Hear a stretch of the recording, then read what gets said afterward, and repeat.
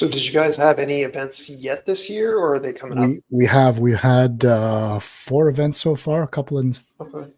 Two in Stittsville, and then 2 in Canfield, just south of Hamilton.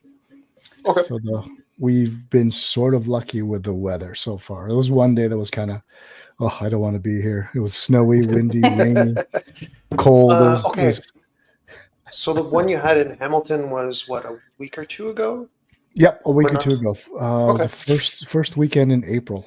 So that was a combined King of 0.22 miles, which is kind of our ELR event that we're taking across Canada this year, and we had a regular Rimfire PRS match. Yeah, so I have a buddy that actually went out shooting at that, Mike Chan. Oh yeah, Geardo. Yeah. He's actually, Well, actually, he's the guy that connected me with you. Okay. That's who. Hey, you should talk to Gray Fox Strategic. Yeah. They're pretty cool guys. So yeah, Mike is cool. He's actually Mike's a good guy. He's actually coming out to Saskatoon to shoot a couple of matches that I'm running out there. Oh, really? Amazing property. It's like beautiful prairie, rolling hills, little pockets of forest. So it's kind of a hunter match where we kind of hike out, a few kilometers, and we kind of tuck targets and stages in and amongst the brush and the trees. So it's a lot of fun. How far out are you going to shoot at that one? So the King of 2-2. So we've got 4 stages. There's kind of a short range that goes from 100 to 300 meters. We've got an interim, which is kind of like 150 to 400, and then it kind of gets longer. Then there's the full main stage, which starts at 300, and we put targets out to 700 meters. But no one has hit 650 or 700 yet. But it's got to be hard with 22.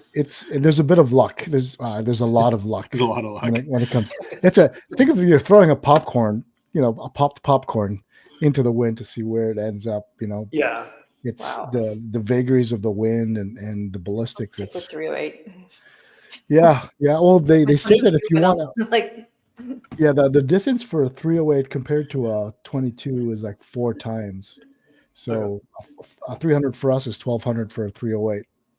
So our 700 would be equivalent to, what is that? 4 times 7 is 2,800 meters. So so it's kind of the same kind of luck that you have with a 308. So, but the interesting thing is the change in gear. Gear plays a big role in those long range matches. Again, the first match we ever had was in Owen Sound in 2018, and the rifle that won that was a Ruger 1022 in a Magpul chassis, Magpul stock, and a Savage Mark II. And now it's incredible. Like, as every sport progresses, people have, desires to want better and better things. So, you're seeing $10,000-$15,000 rigs for 22s, Yeah. So it's pretty wild. So it looks like we're about to go. So give me a second and I'll stop the screen. I'll do the countdown and we'll get back into it. Stand by.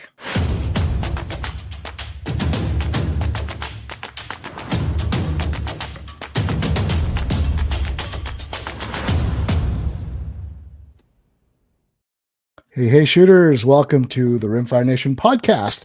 Proudly brought to you by Tesro.ca, a home for all your precision shooting needs. This is Season 4, Episode 4, 2025 season updates. But first, we're going to sit down with the folks behind Gray Fox Strategic. And I want to welcome Angela and Eric. Thank you guys for coming on. Thanks for having us. Happy to have you guys. And joining me is our favorite match director, Travis from bossgear.ca. Hey, how's it going, Travis? It's wonderful. Perfect. What's everybody feeling? Is winter over, or is it going to hang on for a couple of more days? It was snowing this morning, so no. Yeah. I still haven't unloaded I still haven't unloaded my truck bed from the match 2 weeks ago. I was going to do it today, but it got kind of snowing. I said, tomorrow. Let's check. I'm sure we're going to get one more storm. Probably. I've got my winter tires still on, so I'm waiting until maybe just before the match in Stittsville at the end of the month before I swap over. Before we get into Gray Fox Strategic, let's start with what's new at Tesro.ca. So I've been chatting with Asmir, and they've brought in a number of different additions. One of the focuses for Tesro this year is kind of filling out the production class, which, as you know, is a rifle and optic combo. Doesn't matter what the mounts are. You can put as much dollars as you want on the mounts, but really just the optics and rifle. MSRP US dollar has to be under $1,600 US. So in response to that, they've kind of filled out their assortment. They brought in some Arkin scopes, which have been great scopes. We've got a couple of loaners that we've been running around with for 3 years now. They brought in kind of an expanded range of Athlon, and combine that with the CZ457s. It's really going to be tough to find a better option. So we talked maybe he's going to do some packages. But from his website, looks like he's got tier 1 rings and bipods. I haven't had my hands on that yet. I know he's got shipment in from Lapua and SK. I think he's got some Ely left. I think Match and Team are still waiting to be found somewhere in someone's storage closet. But I know that they've got a ton of stuff. He was raving about the Athlon Cronus tactical scope as well. That thing looks pretty sweet. I'm waiting to get my eyes behind that. So check out Tesro's just arrived page on his website, Tesro.ca, and tell him that the Rimfire Nation podcast sent you. Anyway, and that's what's new at Tesro. Also get on his mailing list. If you buy something from Tesro, you'll get on his mailing list. And every Tuesday, he sends out an email with some tempting what's new, what's fresh, and what's cool to try out. So thank you, Asmir, and Tesro for your sponsorship. So joining us this evening is Angela and Eric Leroux from Gray Fox Strategic. Welcome. Thank you. If folks aren't aware, where are you guys based out of, and kind of what's your reason for being? So we're based in Ottawa, and we make Kydex holsters, mag carriers, all different types of little carriers as well for EpiPens, tourniquets, Raptor shears, nicotine pouches, Raptor shears. Perfect. We'll have to get outfitted. And then you the history of Gray Fox. When did that start? How long ago have you guys been operating? Yeah, so like I was mentioning, we started about roughly 8 years ago. We started in the garage. I needed gear because I'm a left-handed shooter, and at the time, finding left-handed gear was a little hard. So just decided to give it a go, and it went from there. Started making stuff for friends, and it just snowballed from there. And kept on rolling. So now Absolutely. you've got a full-time shop. You guys are cranking it out. I actually bought a few of your products before you guys became a sponsor, so I know you guys make some pretty good products. And I see your mag pouches everywhere, all across Canada. So that's a testament to kind of the quality of your work. And that's then, awesome. Yeah. So from a competition perspective, are you primarily supporting competitors or law enforcement? Kind of what's the We do it all basically. So Yeah. we have a lot of law enforcement clientele, military, sports shooters. We even do stuff for airsofters here and there. But yeah, I'm from I do IDPA shooting. Okay, nice. So that's where my background sits. And that's one of the things that I always wanted to try, but I never got around to it. There's like Eastern Ontario Shooting Club EOSC that has intros, and the dates never line up. So Okay. it was part of my strategy was to get into IDPA so I could be a faster, better shooter. But alas, it was not to be. I signed up for IPSC instead because there's clubs local to me that host the events. Yeah, but it makes it a little easier. Yeah, it's a little easier. There's a lot of travel time in my life already, so I needed to kind of minimize it. Absolutely. Travis, what's new with you, buddy? Are you loving life? You living the La Vida Loca? Living the dream. Living the dream.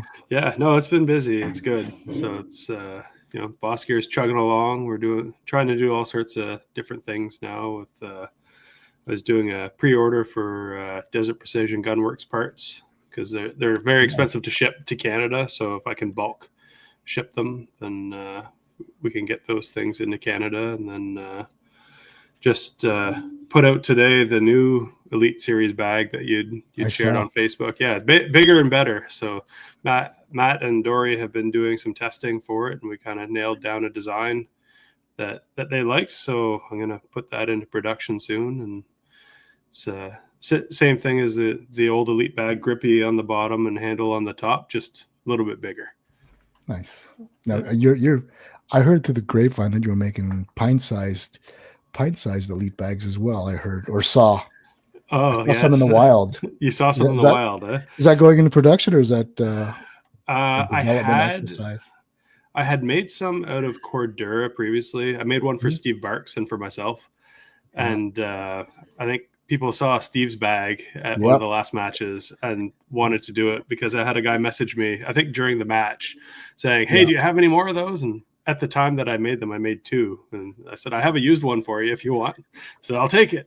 Nice. So those are Cordura though. They're not the wax canvas. So I tried making a smaller wax canvas one and it didn't work well. No, just the material didn't form to obstacles very well.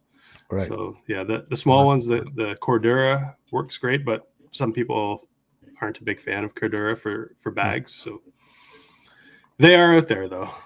Perfect. Yeah, that's who I saw it from, Steve. I was going to email you immediately after that. So those are pretty slick because it was just balanced. So perfect. Yeah. So Eric, go ahead. Sorry, I just got a question. Is there a reason why people don't like Cordura? I had originally started doing everything out of Cordura because I said, I want to build something that lasts, but most people who are pretty serious about shooting recognize that bags they're a disposable item. So the wax canvas performs better. They find the Cordura takes a longer time to break in and that it's more slippery. Yeah, it is slippery. Okay. Yeah. So with the wax canvas, you can wax it, get it more grippy. So what I had done was on the top of the bag, I put wax canvas, and the rest of it was Cordura, so that whenever you're putting your rifle on it, you have that grip. But on the wear areas, it's Cordura, and still some people weren't super happy with how it performed. I think it probably performed 90% as good as wax canvas, 95% as good, but for people who whenever a point matters, wax canvas makes that difference, that they're going to go with wax canvas every time. I have one of yours. I'm going to have to check to make sure which one I have and look into that. I haven't been able to go out in a while. I have a shoulder injury, so I haven't been able to. I don't know when I'm going to be able to go back out.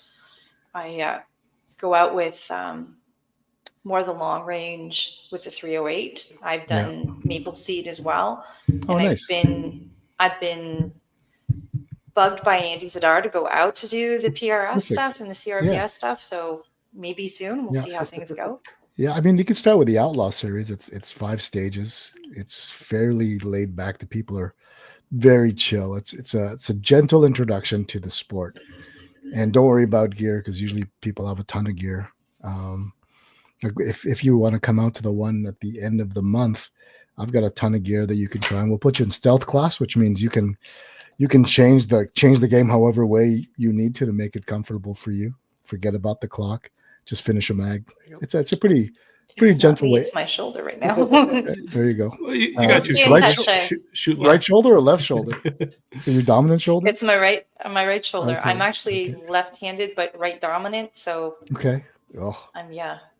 So you got to work through that stuff. So there you go. Well, when you're feeling up to it, we'll be here. And women and youth shoot free at all of our events, so that cuts the fees in half if you're doing the team shooting there. Perfect. Cool. Yeah. So from a product line perspective, what lines do you have? I know you've got magazine holders because I see them everywhere. Yeah. So I would say our main product line would obviously be the holsters. We make 2 variations of outside the waistband. One that's more concealable that sits tighter to the body. Yep. And then we have the other version, which is more tactical and it accepts more belt attachments. Right. So you can do a drop leg, you can add level 2 to it, and all that good stuff. Nice. And then we have inside the waistband holsters, obviously for guns with lights and without lights. Right. And we also have our line of, they're called shadows and umbras. So they're inside the waistband, but they are, so the holster and the mag carrier are connected together by, it's a material called Tegris. Okay. So it's like just a little bridge that connects the mag carrier to the holster so you can wear it appendix. Nice. Yeah, and then obviously all the mag carriers for pistols, rifles, 22s. Flashlights, handcuffs. Yeah, we do flashlights, handcuffs, Nice. baton carriers. We do the for the wind, The Kestrel. the Kestrel. We do a Kestrel yeah. carrier as well. Yeah. Ah, cool. I've got to put an order in and just get decked out in style. Fill that Absolutely, belt. Because for me, I never have enough hands because I'm running around. I've got binos, I've got kestrels, I've got mags, and my pockets are getting fuller. I've got a over the shoulder, cross shoulder bag that's As long as you have a never little bit of find room anything. on your belt, man. I know that's it. So I'm gonna take a look at that. There's been some change up too. Like, so the Kestrel is now slimmer, so that will give you some space too. So Eric's done a lot of work with a lot of our products to integrate them into the newer line, and that's one of them. So everything's slimmer, which gives you that space, and any smaller bodies too. And like you say, you have all that stuff you're carrying, you want to be able to hook it somewhere, so you have different options. Yeah. So.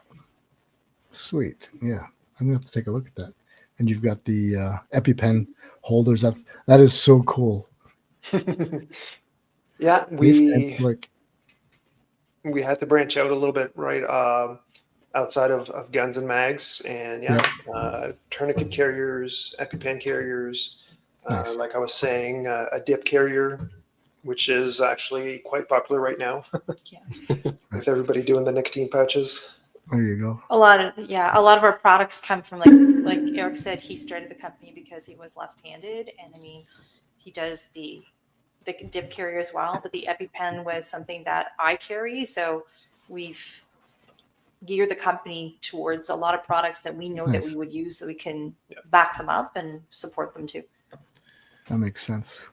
Now, That's how a lot of pistols- innovation happens, I find too. Yeah. Is like, what do I need, and how can I make it better than what's available right now?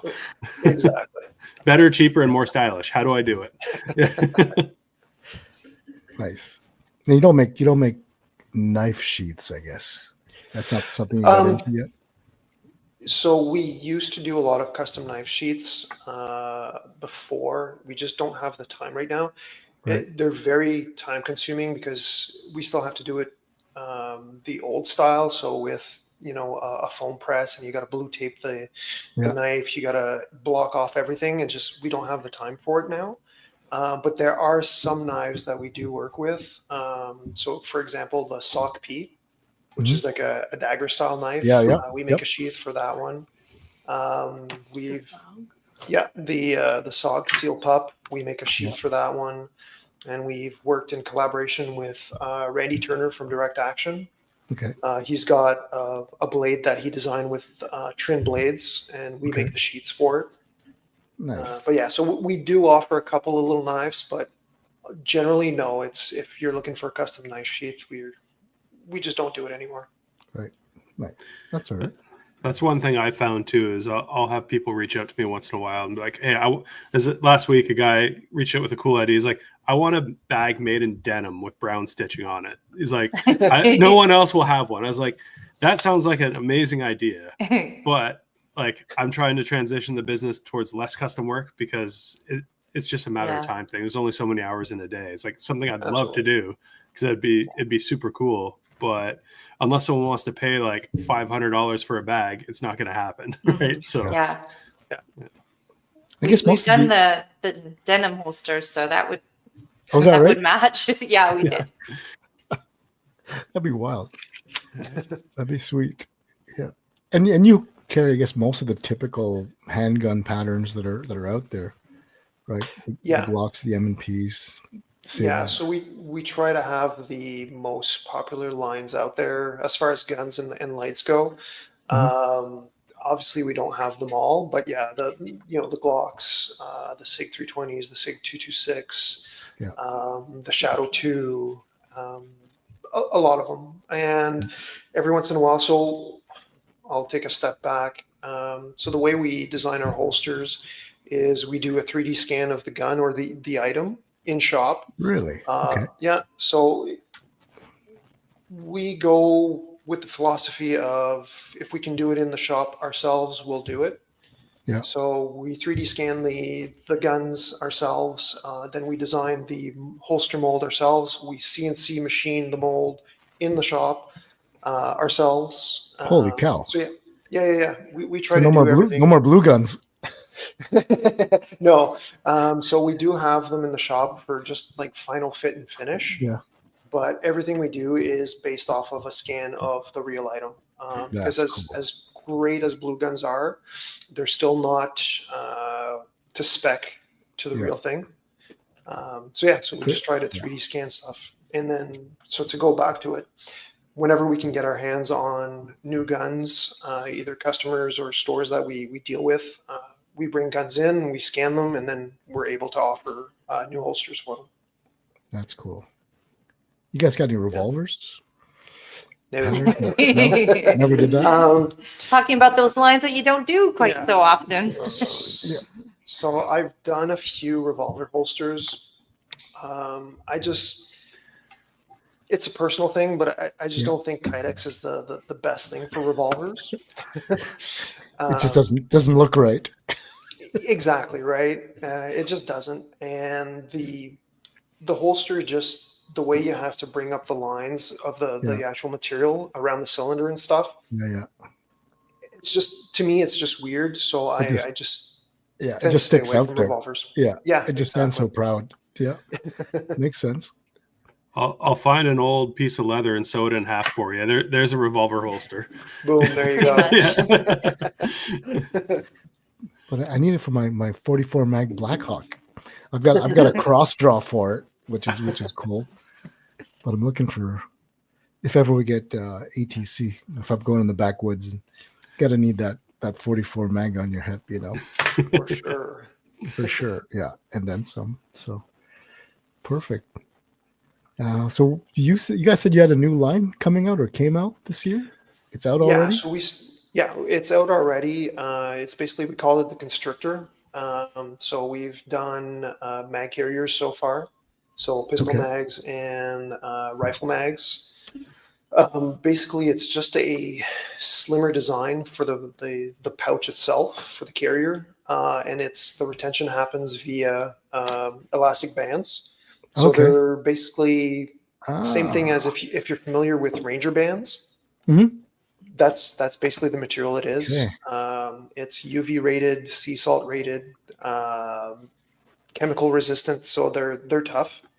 Yeah. And then what we do is for most of the products, we add 3 bands to the carrier so that it just tightens down on the mag as much as it is. And then if you want a little less retention, then you can start removing those bands off, right? Okay. So it still gives you somewhat of a adjustable retention on the product without having that. Go ahead. And now you've got those for the Centerfire 223-308 and the AICS pattern, and for the Daria TM22. Nice. Yeah. We're going to see those for the very popular CZ457s and TKT. Probably not, because with these I can only make them for single mags. Okay. And to make them, I did make it for the TM22, so it might be doable. It's just the mag is so small for us to have the retention points at the back. It gets hard. Yeah. But it's doable. Yeah, maybe for the because NDR Shooting Supplies has the 15 round billet machined one that's a lot chunkier than the stock 10 rounder. That might be a good fit, and they're getting more and more popular. So I'll have to get you to send me a link to that just so I can scope it out a little bit. I'll drop one off next time I'm passing through. Perfect. 'Cause he makes it for the Tika and the CZs, and they work pretty well. Yeah, so might be Awesome. worth looking into. Yeah, And, I guess with the tiny dimensions of the Savage mags and those stamp steel ones are pretty hard to make a constrictor that work it gets tricky to have the points at the back to attach the belt attachment and have the rubber That's band true. run somewhere. So if you look at the TM22, Yep. what I had to do is basically I had to put if you click on the second picture, I had to run the band basically in between the attachment points. Gotcha. So, I mean, for something like the CZ, it could be doable that way as well. Yeah. Yeah. But that is the CZ457 represents roughly 40 to 70% of rifles we see on the firing line every match. It's a solid majority. Because the majority of the Zadars we sell, I'd say, are for the CZ. Andy's Yeah. Yeah. This is so cool. I never thought I'd see a 1022 mag pouch. That's awesome. Took us a while to get that one designed just because of how short the mag is and how to get it out of the carrier. Yeah. But we got there. Nice. It just pops right out. You just give it a little nudge and it pops right out. Perfect. I wonder, I'm thinking, because I'm also part of Project Maple Seed, and we run a lot of 1022s. Our demo rifles are 1022s. This could be, I wonder how hard would it be to laser engrave a Project Maple Seed logo on there? Not Easy hard. enough. Yeah. Not a lot of room, but it's doable. Doesn't have to be a big one. It's just, it might be interesting to have a Project Maple Seed edition. Sure. We'll chew this. No shortage of great ideas. Custom color. Color. Yeah, that's doable as well. Perfect. For sure. All right. I'm gonna make a note here. If I don't make a note, it's never gonna happen. Oh, I get you. I've got the memory of a goldfish. Good, but it's short. Yeah. It's epic. Yeah. The thing is, I have no control over what I retain and what I eject. So some obscure trivia I can probably remember, but key life points involving my wife or my children, I don't know. I don't know what happens, but cool. That's really interesting. That must have been so hard to design and a lot of prototyping, I guess. Yeah, we had quite a few prototypes for that one. And like I said, it's just because it's such a short mag. Yeah. Trying to get it out of the carrier was the tricky part, but we came up with the little cutouts at the bottom, and we just had to play with the size of that so that it still gives you good retention on the mag, but still gives you room to pop out the mag. Yeah, the guys like providing that feedback too, and giving us ideas and giving Eric ideas as to how to put some stuff together. And I think some of these projects also come out with some good ideas from the staff that help out a lot. So some of the Ruger mags, you can get the mag extensions on them. Would it still fit in there with the extension, do you think? Depending on which one it is. I was looking at the Ruger ones if you go down to the bottom picture, Rick, it shows the bottom of the mags, I think. Yeah. This one? Yeah, that's what I was looking at. Oh, so yeah. It kind of like those ones that Rick had actually showed me. I forget the brand name of them, but they kind of recess into the cutout that's there. Yeah. So when we were designing this one, I don't remember the brand, but they were basically 3D printed, and they sat in the recess. Yeah. And you could basically super glue them in there, and they just gave you a little bit of a grip on top. Yeah. Just something to pull on, Yeah. So as long as it doesn't go beyond the dimension of the bottom of the mag, or it doesn't like clip onto the bottom of it, you're fine. As long as it just sits on the bottom. I doubt it would, because that mag is flush into the mag well of the 1022s. Yeah. anything that goes on the side would impede the True. locking of the So- mag in there. So it's probably going to be. It should work. Yep. Might be top heavy, but or just liable to get popped out just by normal. Yeah. wear Like and I tear on said, this we thing. Cool. played around with one that was 3D printed, and it just basically it just gave you a little bit of a grip on there, and they're so light that it didn't affect the mag at all. Nice. Yeah, it was the tandem cross ones that I was Tandem, looking at. yeah, So that's they kind of flare out beyond the magazine, Okay. maybe like half a centimeter past the bottom of the magazine. They flare out, so you get something to grab onto. Okay. Right. So whenever it's in the rifle, at the bottom of it kind of flares out and comes flat. So whenever you want to take it out, you get. Gotcha. Are they machined out of metal, or are they plastic? No, they're or- plastic. No, Yeah. they're Yeah. At that point, it wouldn't be too bad then. Oops. Oh. Pop-up wear. You don't want to Or claim is your $10? I'm not going to find it. There. That's pretty brave of me typing in on my menu bar. I'll send you a link in the chat. All right. I thought it should pop up like the first thing. Oh, there Oh, it is. there you Oh, go. right Yeah. there. Yeah. Oh, so yeah, they're that's just fine. yeah. Oh, they like Yeah. click on and click off. That's nice, They- actually. They have a couple of locking set screws that are in the bottom somewhere that Okay. just expands it out. They've been working pretty well. Yeah. Yeah. I like them. Those would definitely Those are work fine. nice. And they're reasonably priced too, which is nice. That's like $80 Canadian though, right? Yeah, pretty much. Oh, And your gosh. firstborn. And my firstborn. Yeah. That's wild. Cool. Yeah, no, it's I'm a pretty happy customer of Gray Fox, so I got to say they work. Awesome. And the fact that you can, tune the adjustment, that's cool. I didn't know you guys made holsters for Olight weapon mounted lights, which surprised me.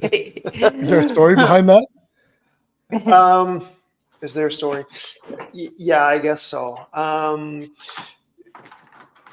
The other part of the business was trying to accommodate as many guns, as many lights as possible, right? To offer as much variety as possible. So we decided to offer O-lights. Just at one point, we just had to say enough is enough. They release lights every 6 months, and they change just enough that it doesn't fit in a holster. So yeah, we just had to say, you know what, we're done with Olight unless there's something that blows it out of the water that comes out. It's just they keep changing their designs, and they keep changing them just enough that it doesn't fit in our holsters, and it's just like I can't keep up. It's not helping shooters. Yeah. Oh yeah. No. I mean, and the thing that because I'm a big Olight guy. We were partnered with Olight for a while. They were sending us a lot of test and review equipment. But the previous version worked so well, and they come up with a new one. It's just different color, different finish, different material. So it's a little frustrating, but they work. I haven't had one failure yet. So that's the nice thing about them. The great thing about Olight, which is not great for us, is a lot of their lights, you can adjust them where the light placement is versus where it clamps onto the Picatinny. Right. Yeah. As a holster maker, I have to figure out where the end user is going to decide to clamp it on the Picatinny and where he's going to put the light on. So it's they're just tricky. Right. So do you guys how proactive are you in terms of new firearm models that come out, or you just wait for that first order? So obviously with the climate we're in, being able to offer new models of handguns is next to impossible, right? A lot of the stuff that's being released is just not seeing the light of day up here in Canada. Yeah. So it's definitely making things harder for us right now because there are a lot of new handguns coming out. We just can't get our hands on it. Well, Sounds like a good excuse to get a prohib license. It's still very hard to get them in. Yeah. Our business actually does have, our BFL is certified as to be able to get prohib in. Oh, So, nice. Okay. but it's just being able to and Yeah. having Yeah. to justify it. We have to justify it that we're bringing it in for agencies as well. So Yeah. you a lot of hoops to go through as Yeah. well. Oh, It's yeah. crazy. We can get scans. I mean, we've done it before where we went last fall to Washington. Yeah. We brought the scanner with us, so we were Okay. able to scan A couple of the guns. couple yeah. of the guns down that way from friends that we have down in the States. But then, you don't have the test. It's hard to have the real. You don't have the live one to test. So Yeah. you kind of have to cross your fingers and hope that Yeah. we'll see what the future brings. You could just lurk at various ranges when the IPSC shooters are there and just scan their guns.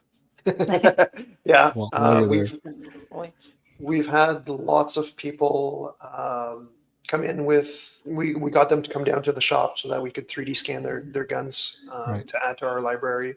Nice. Like Ange was saying, we have a friend that works for, oh my God. Garda, Brinks. Like, no. No. Anyways, I'm having a blank here. But anyways, so we went to visit him down in the States, and obviously he has access to other guns that we could scan. We've done it with a couple of the stores around here and in Toronto. Okay. We just head That makes down sense. and just bring our scanner with us. Right. And your products are stocked in stores also, or is it mainly just through direct through you guys? It's mostly direct, but we do have stores that do stock our stuff. So Toronto, we have 416 that supplies Okay. us. We have DS Tactical Out west. west. There's a few other ones on our site as well. Yeah, we've Those got are- Red Deer Shooting Club. Yeah, Red Deer Shooting Centers. Or really. Center, sorry. Those are our three main that order consistently and Yeah. have our products available. There's some other smaller shops. They're all listed on our site. And so on. So we are trying to work at expanding that, but I find this year that we're overly busy with military and law enforcement. Our end of year, we were hoping to have it's a good thing, but it's a bad thing. We were hoping that like last year was really, really quiet compared to this year. We were busy all the way until the end of March, and that has now continued into the year. So I think we're going to have a busy year with that, being that we're Canadian made and that we do a lot of military and law enforcement within Canada. So it just allows for us to support our own, really. Yeah, So I can't imagine because the orders don't come in ones and twos; they come in dozens and hopefully hundreds eventually.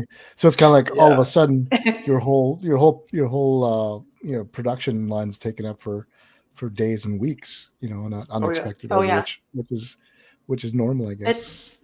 It's a good thing. Yep. Yeah. It's I'm saying there's a lot of Travis probably logistics.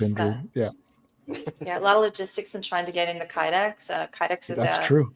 U.S. made, so I did an order in February of a skid of Kydex, and we haven't received it yet. So I have to talk to our distributor and say, hey, when's it going to be in? So does that come in? There's a lot of planning. Does that come in pre-cut 12 by 12 squares, or you have to cut the? No, we do all the cutting ourselves. Okay. So certain colors that we get from one distributor, we get them in 2x4 sheets. Okay. Most of our major colors we get in sheets that are 2 feet by 4 feet, and then we cut them down to whatever sizes we need. Gotcha. Just because with the constrictor and our flux line, we have just weird sizes that we need for them. Right. So we just prefer to do the cutting ourselves. Yeah. Minimizes waste as well. Yeah. So Kydex sends it to our distributor, like when we do the big basic colors, like your black, your OD, your FTE, and the Coyote. Those will come in on skids of 8x4 sheets, and then they'll cut them down for us. So and then we get them. They'll drop them off at the shop for us. Right. So I can't imagine. There's all those little, the sawdust. Kydex sawdust is like the worst. It's everywhere. Yeah. It's everywhere. And it loves static too, right? So it's you just You got these Klingons that follow you around all the time. That and HDP in our shop is Yeah, like so everywhere. I was about to say the plastic we use for our molds, when we cut it on the CNC is just, the static from it just glues to everything. I know. It's like those little styrofoam balls. It's the worst. Yeah. That's awesome. That's good. Well, it sounds like you guys are doing well.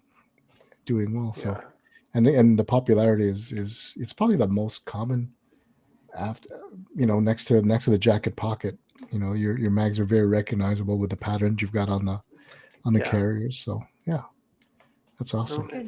It's always fun going out to a match and just seeing my gear out there. It just warms my little heart. I know, it's awesome. Those Kestrel's carriers are pretty slick too. Yeah. Because I'm always fumbling with mine, so I think I just got to sort myself out. I'm like the guy with shopping bags for like gear bags. It's like, I should if get you more need organized. shopping bags, I have some for you. I think I'm good. It's awesome. You almost need to know a guy who can sew you a gear bag. Oh, there you go. Well, you got some shopping bags you could use to make them. There you go. Yeah. I need like a belt. I'm tired of putting it down, picking it up, putting it up. I need like the super belt. Like when I was running in CQB, we had the plate carriers and the belts. I need something more that holds more stuff. Well, I was looking at doing something, but it just seems like everybody does them. Like for IPSC belts, they do them so cheap now. Trying to find, because I think most people use scuba webbing for it because it's pretty thick durable. and Yeah. it holds its shape. Yeah. So it's finding the right materials and doing it differently than what is out there. There's so much stuff out there already. So how do you do it differently? Yeah, exactly. With a belt, it's how do you make it different, right? It's a belt. You can only do so much. Exactly. Yeah. You can get them so cheap too now. Yeah. That's the thing. Like $20 with a Cobra buckle. Well, the Cobra buckles alone are worth like $30, $35. Yeah. So this is Cobra with a K though. 35 cents. Yeah. Not rated for carrying human weight, just gear only. Yeah. That's awesome. That's good. Presenting new stuff too when there is a market out there is challenging too. I mean, I'm sure that you have some products too that you go to put out and you're trying to promote them, but you're up against that competition. That's sometimes what we find too is, we do have a niche for ourselves at being that we do the inside the waistband and that. So the big competition like Safariland and Blackhawk and G Code, it's the distinguish ourselves as being a custom product that has that flexibility. So Eric's done a lot of design work for products because some of the bigger companies can't do what we can do. We offer that availability of, more models of firearms and more models of lights than most do because we're not geared to your patrol officer. We do service them. However, we don't specialize in just that. We're not just that niche, which helps us out quite a bit to service our clients. Yeah, that's the same battle I have. Is like, how do you compete against the industry titans, right? The Armageddon gears, the Weebads, the MDTs. Well, you build a good product and let it speak for itself, and eventually it'll get taken up, right? Yeah. After long days and nights. That recognition. Yeah, that's for sure. Yeah, that's good. Well, the good news for you guys is there's more of these competitions popping up all across Canada, which is nice. I mean, I manage 30 plus matches a year in Canada. We've got Josh doing BCPRL. He's got another dozen or so. You've got NRS locally in Ontario that runs a dozen, and then all across Canada there's little clubs that are running 5-6 matches a year. So you're looking at 100 nice to see. 100 more matches that didn't exist. All those mags that need sorting out and tourniquets, and it's the kestrels, because as the arms race goes up, everyone starts to arm themselves with more and more equipment, Yeah, exactly. So, that's good. So I guess, has the bans really affected you guys? Sounds like most of your business is primarily military and police. So has the customer facing side of it, just regular Joe business, been affected by all the bans, or is it still pretty consistent? Absolutely, it's been affected. We've seen a drop on the civilian side of sales. Everybody's got the handguns that they have, and as soon as they get the holster, they've got the holster. They don't need any more, right? So the civilian side has tapered off a little bit. Luckily, like Andrew was saying, our military and law enforcement has picked up, so it's leveled off all the way through. But don't you need one in each color though? Yeah. Yeah, absolutely. Yeah. So for me, it's every season. I need inside the waistband, outside the waistband, in a drop leg version, and I need one with light and one without light. Yeah. And so then, the one saving grace is, I guess, lights, right? Because someone will buy a new light for their handgun. Well, they need a new holster for it. I know. Yeah. I mean, think I've got the flux capacitor that we sell, which is a product that can, it's just come to Canada. So we have that going for us. So that has increased our US market quite a bit. We've seen a lot of growth with that, to the point where people have gone from ordering not just the flux capacitor holster, but they're now ordering the regular holsters from us as well. So I think the dollar tube helps us a little bit on that side. It doesn't help us at home, but it helps us there for that. So we are seeing an upkeep in that. The growth is there. So we're just riding it out and seeing, we've had COVID, we've had that one there. We have the current bans, and I was gonna say, I started selling a little bit to the US as well, and I find you'll ship something to the US, and then a week later you'll get another order from the same area, and then another couple weeks later another order from the same area. So if you can break into a couple little areas, people see your products, and then they tell their buddies, and their buddies order them. And I've been seeing the same thing. Okay, is it guy in Georgia, guy in Florida, guy in Texas, and then more orders from those specific areas. Yeah, it's just getting your foot through the door and getting a little bit of that brand recognition, and then people will just start ordering, right? Yeah. And that's what for us down in the States, that's what the flux capacitor has done. It's we're one of very few makers that make a holster for it. I might be a little bit biased, but I think we make the best one. So we're getting a lot of orders for that. And then, like Andrew was saying, guys will get that holster for their flux, see that it's a good product, and they'll start ordering for just their regular handguns. And the other one, surprisingly enough, that's been selling a lot in the States is our sock piece sheath for the knife.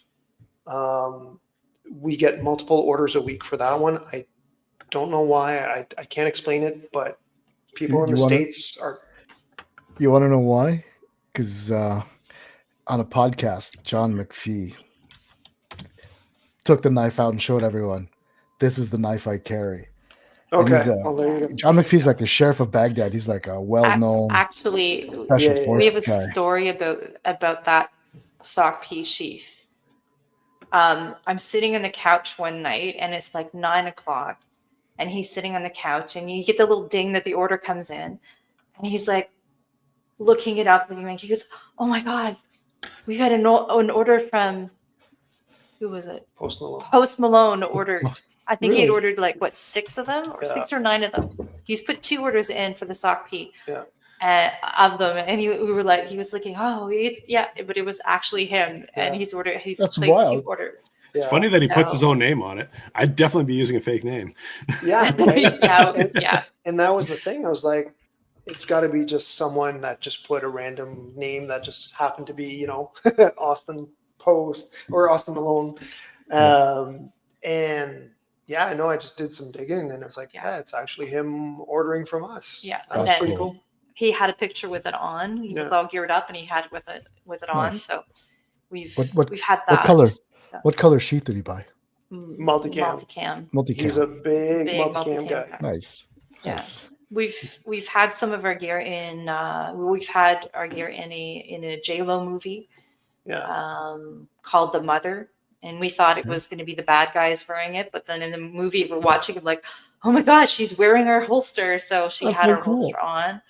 Yeah. So that was kind of good. And then we had mag carriers in a series called Debris. Yeah. That was for one season, and then it got canceled. Wasn't a good show, it but wasn't. our gear was in there. Our gear was in there, so Nice. Oh, that's awesome. Yeah. It's like I love gear. Yeah. I'm like Same. you're perfect customer. That's the thing about the gun ban is like there's a list of 5 to 10 pistols that I will never currently under the current government I will never be able to add to my list of pistols. Yeah. So if things were to be reversed and you can buy whatever, what's the first handgun you're going to buy?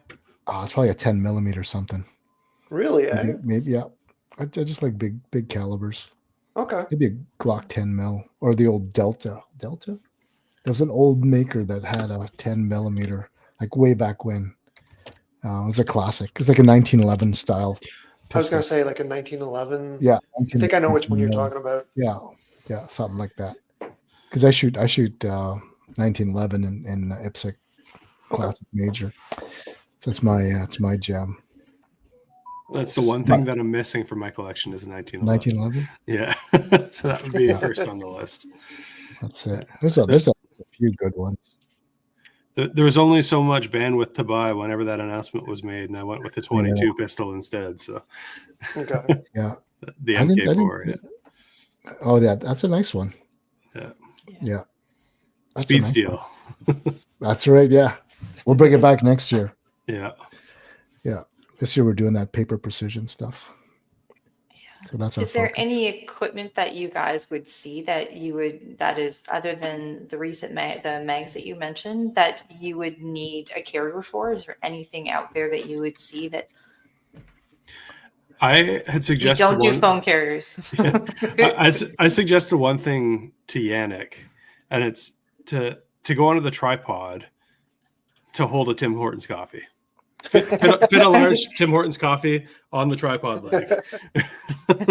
I said maybe he could 3D print one, but I don't know if he ever got around to it. You guys have the Baofeng radio carrier. Oh man, it's gonna cost me. Yeah. Yeah, that's our staff. Those are our staff radios. Oh, really? Eh? Yeah, that's what we roll around in. We might know someone. We'll hook you up. Yeah.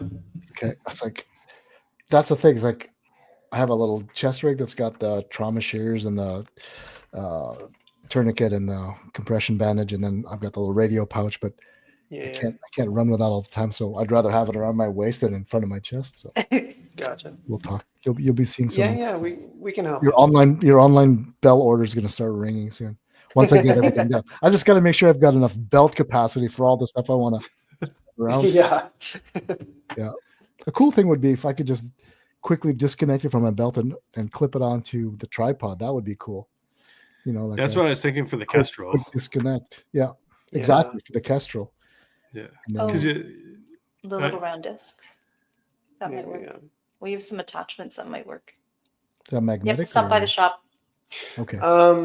Yeah, so it's a quick detach system that's basically just a little round disc that sits in a carrier. Okay. But then it would be to figure out a way to attach that carrier to the tripod. Yeah. But yeah, some sort of an arc adapted mount. That's something like that. Or actually just if you know the diameter. Tech. Okay. Because you can just mold some Kydex that'll fit the diameter, like kind of a U-shaped clamp that just clamps in. Just got to play with the length of it for tension, and then it'll slide down to whatever, or put a little rubber on the inside or something. There's lots of ways. I know you guys are brilliant. You guys will. Here are my problems in order of importance. That's awesome. I love working with people that are just that. No, it could be a complete waste of your time, but it's gonna be a fun waste of your time, right? We won't know until we try, right? Sorry, it's called R&D. Did you not see her post this past April, on April 1st? If you look at April 1st post, we always have something that's off the wall. Is that the banana We holster? had a banana banana holster. Nice. That was Nice. last year, I think. So last year. This year was for mag carriers for the H&K G11. Oh. Yeah. And funny enough, that banana holster, we made it as a joke for April's Fools. And I had someone contact me and he wanted to buy 5 of them. And we had someone else that wanted to buy 2 of them. Oh, boy. Yeah, Yeah. It is the perfect snack, and they do get bruised easily. Right? So... Because I'm just sitting here going, would I ever need a banana? I could use a banana because, the last thing you do as a match director is eat. So if I had a holster carrying my perfect source of potassium right there, I would embrace that. Yeah. We have a bear spray carrier that fits a can of Red Bull. Aha. So, Oh. Definitely gonna need a bigger belt. or cross shoulder bandolier, There you go. something like that. We'll get you some suspenders that sew into your belt to hold it up so it's so heavy and Hold you it can up. put more Yeah, I attachments know. on it. I know. That's where the plate carrier comes in now. Just strip all the mag pouches out and start putting Gray Fox accessory holders in there. There you go. That's wild. That's awesome. Cool. I was looking at the belt attachments. Malice clips. we also have Velcro bag plates. If you look, that might be something too. What are they? Yeah, they're basically just bag inserts. Bag inserts. They Velcro into certain bags. Will have the fuzzy, so you can Velcro them in, put your equipment on them, and they pull in and pull out. Okay. I was thinking of ECP. Is that the ECP? Yeah, that's right. Yeah. Okay. I was looking for that last year, actually, because Vertex makes a line of backpacks. We know. And I was looking for something that fits that operational requirement. Yeah. So, because that's how I used to keep my now prohibited Kel-Tec sub 2000, that folding 9mm. Yeah. So I needed mag pouches to be. I need mag holders to be not just running around the bottom of the bag. Yeah. So that's not bad. Yeah. Oh, this is And that project came about working with Vertex, actually. Oh, is that right? Oh, nice. Yeah. Okay. So, Still in the still in the works. Still in the works. small We have world. some testing occurring now. So Yeah, they have a great line of bags. I've got 2 of their bags, and you can actually get ballistic panels for most of their backpacks. Yeah, no, they make some really nice stuff. Yeah, it's what every doomsday prepper needs, in every color. In every color, exactly. That's the way to go. See, I'm a boring guy. I'm a flat dark earth or a coyote brown kind of guy. It's the classics. That's the classics. Can't go wrong. Exactly. No, there's so The much. FDE is popular. Yeah, it'll never go out of style. No, exactly. But I like the black multicam too. It's kind of there, but it's not. Yeah. God's plaid. There you go. Do you ever get into the tactical side, Travis? Do you ever get drawn by the lure of the tactical world? Yes, but again, how many hours are in a day? That's right. And you're getting into a very saturated market. Like there's some Canadian guys who make tactical gear. Yeah. I think they probably do mostly military stuff. And like, I mean, if this was my full-time gig, I'd probably try and venture into that. But right now it's just, let's stick to the main focus. Yeah. making bags, because like I haven't tried to do the tripod carriers for a while, and it's like for what you can charge for them and the amount of hours that you're going into it, it was just like, spending 6 hours on something that I could pop out a bag in half an hour start to finish. It just I had probably 10 or 12 people say, yeah, I want one. But then I got down to doing the design, and they're still half cut, but it's the amount of time I'd have to put into doing it. It's just not worth it. It's almost like custom work, right? So it's like, I gotta decided to choose my lane and kind of stay in it. I even my product line used to be a lot bigger, and I decided I'm going to reduce a lot of what I'm offering and just focus on 3 core bags for now. And then whenever I have more bandwidth, I'll slowly start adding those products back in. Yeah. Because like I said, there's only so much time in a day that you can. We also do sorry about that. We also do OEM products for other companies. So we do mag inserts. We also do a frame for a riot shield. In our building, there's Armor's Choice. They do riot shields, and we do the plastic kydex around their frame for their the ballistic window as well. Cool. So we do, like I said, we do foam boards for Persec gear, which is Barry does belts too. So we do some. Speaking of belts, he's one of those guys. Yeah. Nothing wrong with those guys. Oh God, no. No. They got to fill that belt with all the shiny kydex stuff in multiple colors, depending on the season.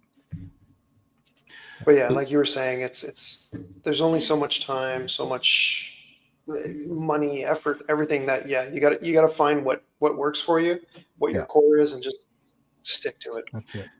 Yeah, and I find too, expanding slowly. Like I said, I was like, oh, somebody wants this bag. Okay, well, I'll make it, and then I'll throw it on the website. Someone wants this bag. I'll make it, throw it on the website. But eventually, it got to, someone would order a bag, and then I have to, because I never really kept much inventory. Go down, sew it, send it out within a day or two, and it's just like, I need to change my business model because I'm going to completely burn out because doing it all by myself, right? So let's change how we do things here and be more efficient with our time. So now, like I'm doing a lot more of the design stuff now, and I've got a marina nearby that actually has a sewing shop, so I'm getting them to do a bunch of sewing for me. They have a cutting table that cuts and marks the fabric.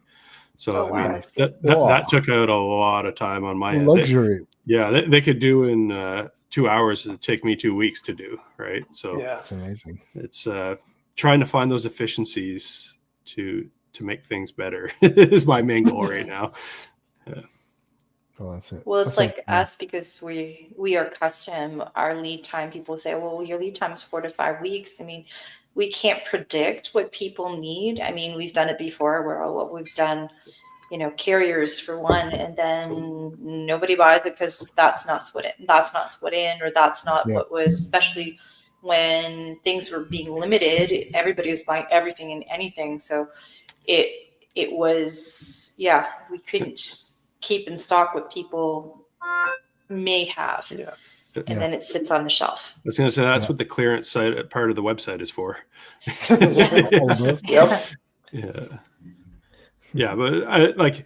I suppose I know I'm going to need 20 Glock 19 outside the waistband holsters per month. Like I know I'm going to do 20 every month minimum, right? So. But that's or is for it us. Is it even different than that? It's different. We could go a week where we'll get 20 Glock 19 holsters in black. Yeah. And then for the next 2 months, we won't see another Glock 19 holster, right? Or, 1 week will be black, the next week will be Coyote or FDE or multicam. And it won't be right hand, it'll be left hand. Yeah. There's just so many options that we can't make stock, and we can't keep stock. Just because, like Andrew was saying, we'd end up with a warehouse. Think of Indiana Jones, his warehouse. That's what ours would look like with holsters that no one wants at that time. Right. So it's a game of figuring out what people will want versus, just waiting and making it on the spot. How many And toaster that's ovens do you have? none. You have a, No, you have a so giant oven? Just like an overhead. no. So what we use is literally a t-shirt press. Okay. So we've got two of those, and then we've got two vacuum tables Okay. because everything we do is vacuum molded. Right. So yeah, no more toaster Nice. ovens, no more foam presses. We've moved beyond that. Yeah. No, that's good. Yeah, those vacuum tables are amazing. I do a lot of Oh, yeah. carbon fiber and fiberglass Okay. component making. And I love my vacuum press. There's nothing else that you can't replace with anything. No, and it's just the quality that you get out of a vacuum press is just second to none, right? Yep. Yep. Yeah. There's never any voids or any. Yeah. We upgraded our system, just with the expansion last year. Yeah. And it's really improved on things. Yeah. We used to have a smaller unit, and now we have a big unit that you can run both of them off of. And the crispness of the product has really helped big time. So, are there any other materials that you guys are looking at for the future, like other than Kydex, that might be big coming up? Because Kydex is pretty good, right? Like it's pretty resistant to wear and durable. So, like, is there even a reason for another material? Or Obviously, without a crystal ball, we can't tell. But no, there's. It's Kydex is what it is. It's great. It's easy to work with. It's durable. The only other material that we do work with that I mentioned earlier is the Tegris, which is basically a very thin layer of Kydex that's laminated with carbon fiber. So it's super pliable. So it's great for making connector parts for some of our products. Right. Beyond that, no. Our jam is Kydex. yeah. that makes sense. The only changes that we've done as far as for the Kydex is the material that we laminate over top of it. So we used to use Cordura, and we use what is it? Sam's one or it's Sam's called two? Sam One. And that's laminated over top of it. It allows more flex. We're just waiting on the release of the Multicam Black, so we can go away from the Cordura Multicam Black to the Sam's One, and that just gives it more crisp. And you know how Cordura just doesn't have that flexibility. It has a durability, but it doesn't flex as well. So we've moved to that other product, and it's been giving us really good results. And it's obviously it's not as durable as Cordura, but it's fairly durable. And the amount of flex that's in it is just it's what we need. Yeah, and for the average recreational shooter, it's never going to wear out, really. Someone who's deployed and in the sandy environments or rock or mountainous, it's going to take a beating, but the structure's still going to hold. Might not look as pretty, but it's not going to fall apart on them. Exactly. It doesn't matter what's on the outside. I think the result would be the same in those environments, right? Yeah. That's wild. Perfect. Yeah. That's a good chat, guys. I appreciate you guys taking the time out of, I'm sure it's a very long day for you guys. Because this is your busy period, right? Before the IPSC season starts. Everyone's reordering or tweaking. Exactly. Thanks for having us on. It was fantastic. And we'll definitely have to talk offline and get you geared up. Perfect. Well, I thank you guys for supporting the series last year. Your certificates were among the first to get snapped up, and the stickers too, and the shirts. Everybody wants to represent, because it's rare you see swag from vendors like yourselves. They get to see the Vortex, obviously, but again, it's they snap it up just as soon as they see it. So it's perfect. Awesome. Anything else, Travis? I don't think so. Just like I said earlier, doing the pre-order for the other bags and the new Elite Series bag, and The Desert Precision Gunworks import order is online right now. And then the other thing I have coming in are those Gunsmoke trigger kits for the CZ. Yeah, those look pretty cool. Yeah, pretty cool. So I'm going to have some of those coming in soon. I'm trying to figure out what people want, right? That's the name of the game. Well, if you're looking at it, there isn't much you can do to CZ457, but a flat trigger blade, is the bee's knees. It's like, and it's I love a flat trigger blade. It's at $100. It's a reasonably affordable upgrade that's going to improve performance, right? Like you don't have to go to a $300 trigger. You can go to a $100 trigger kit. So I'm going to have those coming in, and I've started doing more because like we're in a good area to be able to import stuff from the US. So right now, like I'm registered as an importer, so I'm going to be working on getting, firearms business license set up and doing more importing because I can ship right to Messina, go over, get it, and come in. So to be able to offer a reasonably priced importing service is probably going to be something in the long run too. Yeah. Perfect. Yeah. Awesome. Thanks again, Angela. Eric, appreciate your time. Thanks for making those products that make our lives so much better. Really appreciate it. And for making it poor. It's an investment. It could save someone's life. All right. Thanks, guys. All right. Have a good night. Have a good night. Again, the Rimfire Nation Podcast brought to you by Tesro.ca, home for all your precision shooting needs. We'll see you guys on the firing line. Take it easy.